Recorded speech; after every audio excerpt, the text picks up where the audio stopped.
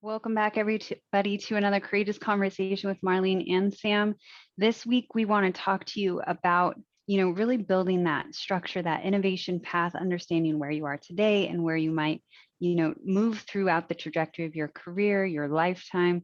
Marlene, I would love for you to kick this conversation off and get us started. Yes, good evening, everyone. Thank you for having me again. I would love to focus on the life cycle of business. And you mentioned it, the organizational structure that is needed. And I always say, every business starts with an idea, or it just starts with a frustration that just you bought something, you purchased something, you were not very satisfied with that, and you thought I could do a better job on this, or it's just a lack on business or a service that you perceive. So it starts with how can I create that, and if you will take that through the levels of your life, the circles and the life cycles of business, it also starts just being born, have this idea, and just try to create something. And that obviously doesn't start with lots of cash flows, but you just start with investing in yourself, investing in the structures, investing in what is a service. So really coming from your vision and your strategy.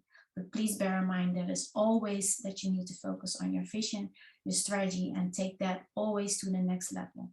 For me, that is very fundamental in this. So just starting with your idea. Well, we all started with an idea. As I said, I also started with an idea.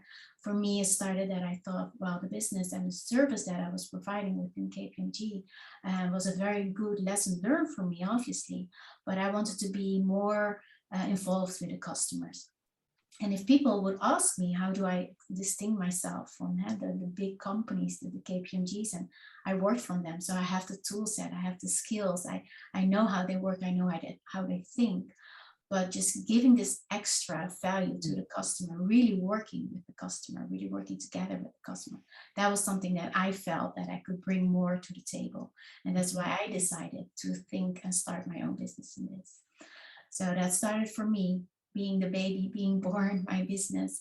And it was just actually quite easy in capitals, but in brackets, I mean, but easy, just I had my service, I had my knowledge, and I just could start. I only needed a laptop, and I needed to be with the customer. So that is how I built my business over the years. And with partnerships, I grew and scaled up, which is then starting from my baby born idea, and the first phase, which is the idea, and the vision and the strategy, and that into the activities that it took me to a next level.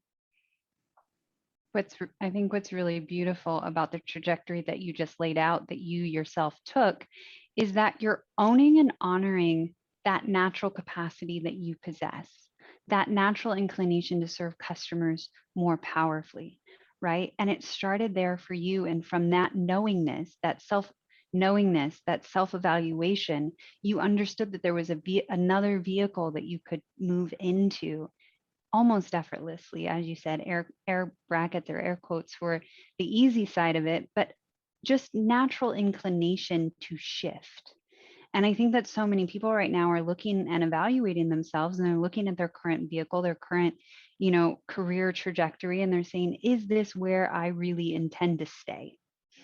Right. And we know that, younger generations versus prior generations, there was a propensity to stay in one role longer before, and now there's more mobility. There's more of an inclination to be adaptive in the vehicle that we sit in. Now, will it be a decentralized corporate environment that we ultimately move into? You and I think so, but there's also going to always be, those legacy brands and the giant ecosystems that function just because, right? Some are too big to fail, and we've seen this, nip economies severely in the past decades, right? Where if something is too big to fail, well, then will it choose to innovate? But we see now with the natural inclination of the human capacity, right? Innovation is a leading factor that's bringing momentum and possibility forward.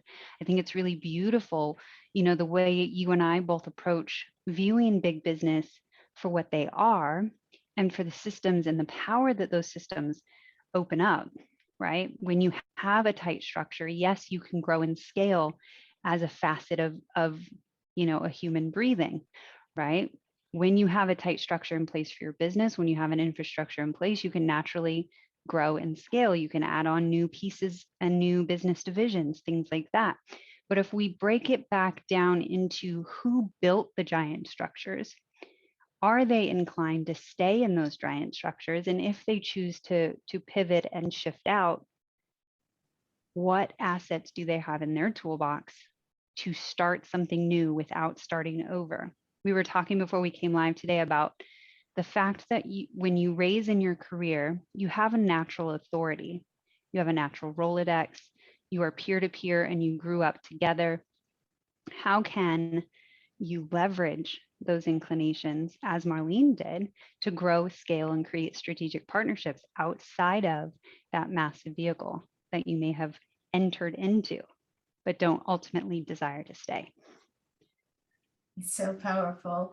It's three elements. You mentioned the vehicle, you mentioned, I think we call it together, zone of genius, and the authority in this, because you had this legacy, you really were been the authority, so you know what your tool set is.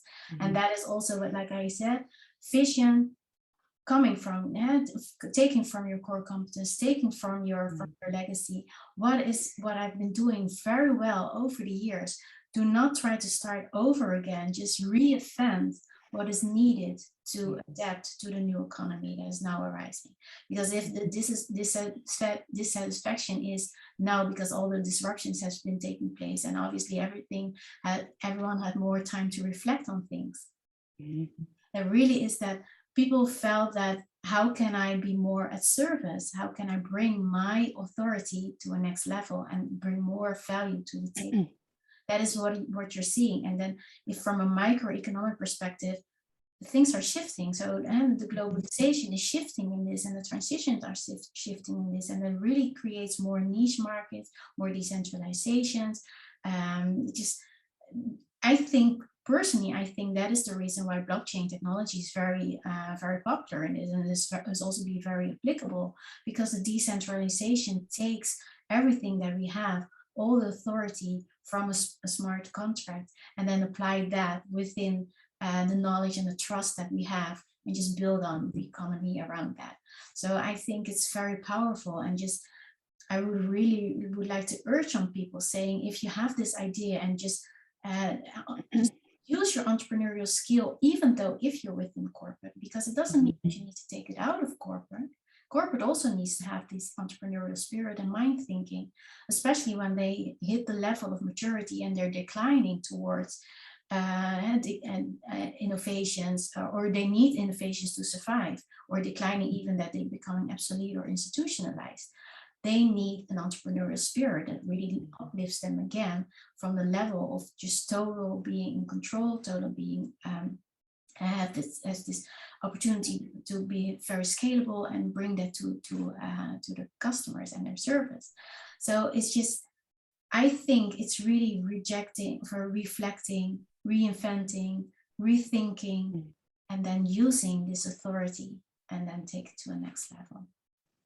That's really, really beautiful and powerful, right? Like really inventorize the skill set that you possess, inventorize what you brought to the table during your time in your position where you were dedicated on growing. If you choose to pivot out, you can become and you can maintain your authority by being that educator, being that guide, being a consultant. There's different names for the hat that it ultimately represents. And what it ultimately represents is, how can I pass down to another person, another ecosystem, the learnings, the lessons, the talents that I built in the trajectory of my career, right? No person should want their legacy to end simply because they exited a role. And I think what's really powerful about the way you and I perceive the power of authority is that we know that it has legacy to live on. And it does need a vehicle in order to encapsulate that authority and to maintain either a coaching element or a guidance element or a consultancy element, so that The next person is not starting out at zero. I love the way, Marlene, you took your expertise and owned it into creating a parallel vehicle, right? So many of us are falling into the trap of, I'll turn my back on the authority and the time that I spent in a career because it no longer serves my intention of what I want to live through today. And I think what's really powerful about your story is that you're owning it, that you have this authority, you have this ability to contribute, you have this ability to consult and to guide, and you're ensuring that it lives on, that it has growth and impact beyond just what you did during that time. And that moving forward, you're staying innovative to the new elements that are coming on board. You're looking at the business practices on a regular basis and you're evaluating what's coming, what's next, and what's new. So you beautifully and powerfully encapsulate what I believe is the case study. And I said this before we went live today, the case study of what so many corporate executives will be looking to do over the next year. And so I know for me, it makes me giddy. I get very excited with this idea that we can create a new ecosystem, a new path forward to ensure that legacy elevates, amplifies, continues, and doesn't just fade away. That's beautiful. And I really would like to contribute on that. It's like you said, if it doesn't serve you, you just only need to have a very clear look at myself. I did it also by myself. I really thought, what is not serving me? Well, what was serving me was that I was not in balance. I was too much driven from the masculine energy, being very active driven or very result driven. And obviously, being a female, I also need to have my feminine energy flowing. So that is the balance that I found in myself. And that is just also bringing that to a next level, and just bring that to the table, brings diversity, brings inclusiveness into the business, and that are equally as important as being very result driven or being very action driven. Bringing those elements together makes you a better leader, makes you a better within knowledge that you have, because you can really bring that with an authority that you know and coming from, and it's, you call it, you own it. I would say it's the experience that you have and that you gather with the years, and also working with people, seeing what really bringing smiles on their face, changing their lives. We had several sessions, our previous session also mentioning this, creating this trust element, that people are just asking you back to do something else or just bring their business to a next level. That's beautiful, really beautiful, because you're not only impacting their business life, but also their personal life. If you bring the balance as a consultant, when you come in and you have the expertise and you bring the balance that you know the business and you know how to thrive, and you bring them to a next level. That is what they're asking you, that is what they're paying for, and that is what you're doing. Yeah. It's not just, and I love what you highlighted there, it's not just the legacy and the authority, it's the reputation for being the problem solver for the business unit, right? For the leader of an organization, for being their go-to in their Rolodex. We talk about network, we talk about, who's in our proximity as we grow and scale ourselves in our capacity to lead. And when you can become the go-to force for an industry, for a problem that you solve, for, a specific corner of the market, it becomes a very powerful calling card. And I truly believe that there is such an opportunity for more of these independent leaders to take hold, right? To have constant innovation and authority and leadership coming in from new training, right? Constant and consistent up leveling of our own skill set, our own capacity, our own innate core values, right? Really ensuring that global citizenship, that partnership, the strategic alliances that come from always and consistently up leveling. One of the challenges that we see so often in corporate is that you stagnate at a certain point, because what truly is the benefit to rising higher? At some point, you start to fight technology, you start to fight innovation. Your years of experience are no longer your greatest asset, right? How are you in your natural core inclinations to innovate, to lean into technology shifts, to lean into cultural shifts?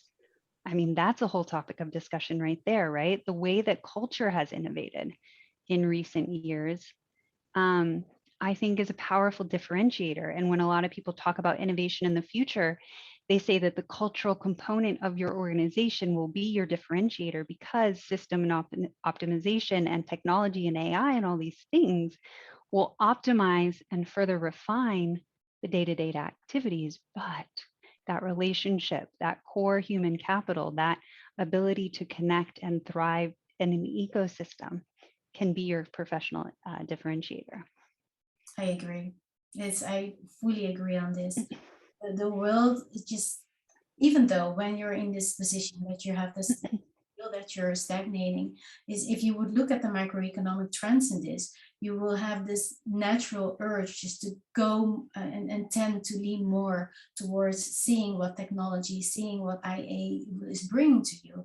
And that just, from that point of view, you will really feel that the culture, your organizational culture is very important in this. And then that reflects how you are being able and capable in encountering future developments or future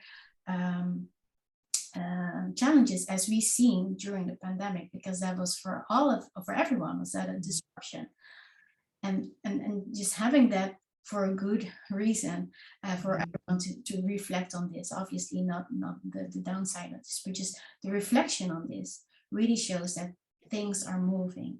And you're, as a leader, you're the one that are really, you can influence this to your positive effect, and use that also to the advantage. I think what comes up for me next is just this idea of, I built my career on change management and corporate restructuring and team restructuring and aligning to new initiatives and those types of things. I would love to hear your insights, Marlene, on what could be next in this decentralization model that you and I speak about. What could be next in the cultural interconnectivity? What could be next in the way that business is articulated in a collaborative form? I'd love for you to play with just this idea of innovation and what's coming up in business, just from your perspective. From my perspective, and also from my business, I really think that platforms are the next economy. And moving toward more platforms, moving towards more software technologies, virtual reality, innovation technology as such is just how you use it, but you can really take it to the next level. You would never thought that consultancy would bring it, and innovation will brought together. But I designed the 5 pillars around this and the framework around this that just really can be taken from a platform and then take it to a next level, integrated with innovation and technology. So as really from my personal perspective, and I think for other businesses, it's just, even though there are small things, but the hybrid way of working right now, so that the offline and the online working from home still is applicable in the Netherlands, that those are just next level innovations and really bringing different insights into how to remotely control your teams and work with different cultures, but also give you the opportunities to work with different cultures, more to work with different cultures, because it's just more, it's very accessible right now. Mm-hmm. Yeah, that accessibility, the transparency, the natural inclination towards innovation during this time is definitely an incredible asset. And I truly believe we cut decades out of the innovation cycle by having this dedicated, mandatory refocus of our industries, right? We were able to see board meetings and innovation sessions happen remotely, which prior thought was mandatory to be in person in a big boardroom, being able to touch and feel and, dare I say, smell each other and just have that proximity, right?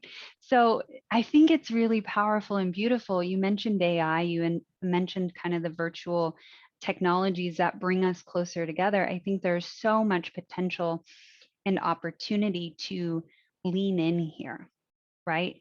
To ensure that these opportunities are expanded upon, over the course of the next 6 months and a year, and to not retreat. There's this inclination and question now, will we go away from, the remote into a hybrid? How often will our teams be in the office together? How will we structure our meetings or our work weeks so that high capacity meetings are able to be done in person? What is the balance between, your local team, your regional team, and your global teams? What is the proximity issues that can kind of come up and align? And I think for me, it really amplifies that natural inclination in myself to say, okay, we broke it, we put it back together. Does it have a band-aid around it right now, or is this fully defined, right? Is this division or this way of working, this capacity that we've created, is it complete? Or is this the wire framework for a next level optimization? And definitely for me, when I think about virtual technologies and AI, there's so much potential to bring in all the senses to these virtual environments and these virtual meetings. I do agree. You said it so beautifully. Just you really have decades of innovations in this. It just who have thought of it in 2019 that we would have meetings like this? But 2 years later, it's normal. Everyone is dressed up behind the computer and just having their meetings. Not everyone, obviously, but I can stand there to smell. It's a very good environment sometimes, but it's very natural, and just people really, it's just it shows how resilient people are. Because even look at from a personal point of view, when I heard that we were in lockdown, I was literally looking at our prime minister for 50 minutes like this. I haven't heard anything like that before. Right. I just could not believe that it was happening. But still, we bounced back. And the next day we were all behind our computers and worked and did everything what we needed to do to deliver. Yeah, I think what helped with the shock factor in New York City, corporate America, is that we had started kind of 2 weeks prior with the what if scenarios of let's bring in the experts, let's have, I was incredibly blessed to be in an organization who brought in third-party board to oversee the entire pandemic. And it was really compelling because we were able to pre-plan a little bit the what if scenarios. Now, it still caught us off guard on that Friday when we announced closure, but we at least had the weekend to mentally prepare ourselves. Okay, on Monday, we're going to get into work, and this is going to be the remote structure. And, most of our team had their assets prepared. So I do think it's incredible. You and I started this series talking about your 5 pillars and talking about how when you have your infrastructure in place for the what if scenarios, right, you really do set a different trajectory for when something catastrophic could come down the pike. And I find it really compelling as we bridge that with today's conversation of, will you stay in the corporate vehicle you're in, or will you pivot out into consultancy or some other capacity? And I think there's this beautiful bridge that happens when you realize that as an individual, you can have these 5 pillars in place as well. True.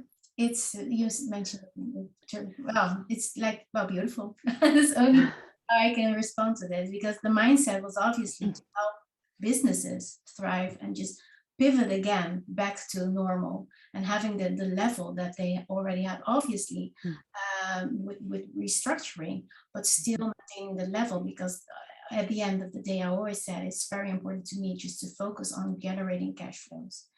Cash flows to invest in infrastructures, cash flows to invest in the future. So that is my main focus. But it's also very important for a human being. It's very important knowing that you're coming from your core values, doing what you love, bringing that to life, and just monetizing on this, and creating a healthy financial situation, and creating legacy on this if you're successful. But successful is obviously not measured or quantified with the money that you're making. It's also, how do I feel this morning when I woke up and said, well, I'm very happy with my corporate job, or I'm very happy as a human being. I would really love to just bring both into in lysis. Yes. Where are we in and out of alignment? Where do our intentions and our core values sit today? Would we adjust or amend them now that we have that awareness of choice and choosing? Right? These are so powerful of questions that we can ask ourselves as we evaluate or reevaluate our contributions, our intentions, our daily activities. Where will I be in 5 years? I remember in my youth when I would be asked this question, I knew exactly that I wanted to be at C-suite by X number of years. I knew that when I grew, I was aiming for C-suite. I knew that I needed to, at this year, be a director. I knew I needed to be, and I knew my trajectory because I had a mentor early on who guided that exposure and awareness. But as I started to, face the reality of the positions that I was in, is C-suite really the person that I want to become? And there was a bridge that I needed to make. Are those in C-suite that I see today fulfilled? Are they happy? Are they contributing into their teams the way they would want to be? Or do they feel that they're impacted by a structure they can't break the ceiling on? And I really started to have kind of that ebb and flow conversation with myself. Where am I taking this? Where am I setting my intentions, and where do I want to take my career? Who do I want to impact and how? And I think what's really beautiful about every conversation that you and I have, Marlene, is that we do pose these questions powerfully from so many different angles, from so many different years of experience. And I would just love, as we wrap up today, to hear your final thoughts of what this conversation and this series and this topic of engagement has meant to you. First, I would like to start and thank you for giving me this opportunity. I really love having these discussions with you, just really thinking out loud, if I would just call these sessions, and just bringing our expertise from every angle that we have in just in the awareness phase that we're now in, and just bringing people within in our movement or our thoughts, and it's all about the thoughts, and my main focus is creating healthy organizations. And that means that if people are healthy or wealthy, then you have this ripple effect. And I really would love to emphasize, I would like to take that from a structural point of view and really from a large corporate point of view, because that is then you're capable of influencing. Obviously, individuals can also influence, but I really love that if the mindset from everyone is just on the same page, you can just create such a beautiful movement and take people to a next level. And that is what I take from this conversation. It's just how we build on the awareness, how we build on and how we post our experience and show people that it's okay to be wherever you are, but it's just coming from your focus, coming from your passion. Then you're able to do whatever you want to do in life. And that is what I take from these sessions. Wow. Wow. Beautifully encapsulate the possibility and the potential. When you sit in the place of authority in your oneness, in your wholeness, in your contribution, when you know what you bring into an organization, into yourself, into your community, and those that you're in proximity to. I love the way you articulate yourself, Marlene, because you truly do showcase such authenticity and integrity in the way that you serve. And I think it highlights for me, again, if I can be so bold as to call you a case study for the new wave forward, I think it truly encapsulates what is on the horizon when individuals with high expertise, authority, and integrity move into independent consultancy and high capacity corporate leadership. You don't have to turn your back and walk away from corporate to be a leader of the new light. You don't have to turn your back on the area of expertise that you have or the years and decades of experience you possess. you can fully encapsulate a new vision of contribution and engagement starting from today. It starts from today. So I thank you all so much for tuning in with us. I know I absolutely adore and love every one of these courageous conversations with Marlene, and I know that we are looking to partner more powerfully in the future together. And I can't wait to have you guys all tune in next week and as we move forward. Thank you all so much. Thank you, everyone. Bye. All right. Yeah.